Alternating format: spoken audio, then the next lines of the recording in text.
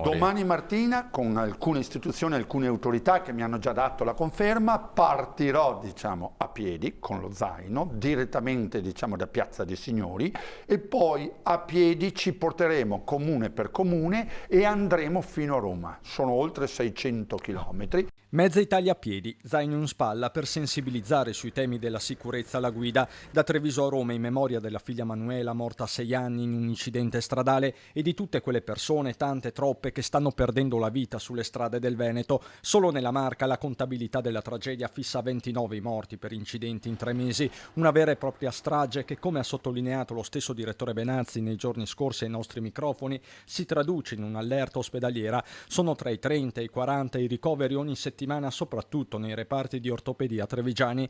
Da qui la battaglia di Dan, che con sé porterà la mozione approvata recentemente in Consiglio regionale del Veneto, che impone l'obbligo di dotare i motociclisti di airbag.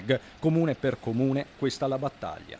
Negli ultimi 6 anni abbiamo 4.200 italiani morti sulle 2 ruote.